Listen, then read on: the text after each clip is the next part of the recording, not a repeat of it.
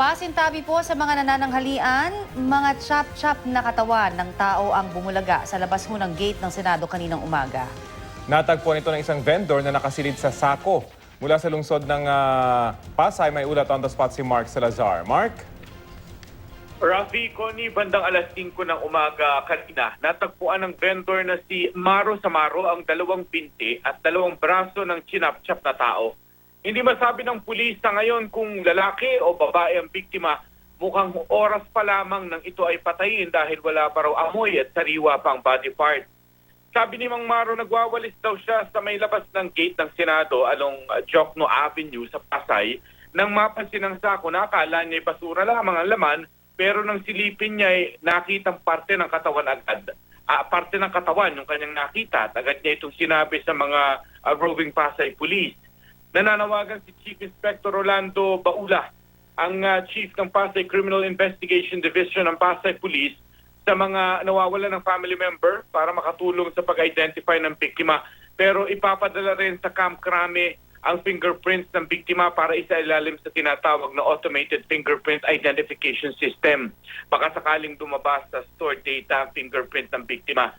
Samantala, nagpadala na ang Pasay Police ng tracker teams para hanapin na ang body part. Rafi, Connie.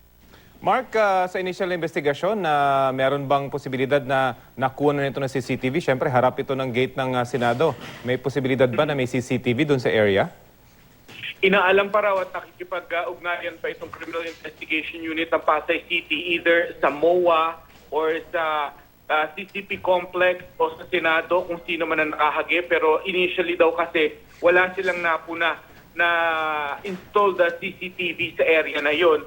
Pero titingnan daw nila at i-clarify pa nila, kukumpirmahin pa nila sa tatlong mga yon, sa Senado, sa CCP Complex o sa MOA, kung merong CCTV installation sa area at baka makatulong sa investigasyon, Rafi. At alam natin, Mark, marami nagja-jogging dyan sa area na yan kasi medyo bago yung kalsada at popular yan sa mga joggers kahit anong oras ng araw. So may posibilidad din ba na baka may nakakita at siguro lumapit sa pulisya, Mark?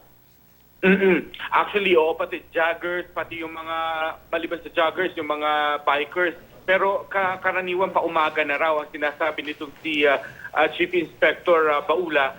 Pagka daw gabi naman kasi ang problema dyan, shortcut yan papunta doon sa SM Mall of Asia. At walang establishment along that road. Kaya medyo madilim talaga ang lugar na yan at iniikutan lamang yan ng roving police. So madaling maipuslit din kung halimbawa iiwan yung sako na yon at kung ano man ang iiwan sa area na yan na makakatulong lamang talaga yung CCTV. Dahil pag gabi raw talaga at malalim ng gabi ay bihira na tao dyan, Rafi. Okay, maraming salamat, Mark Salazar.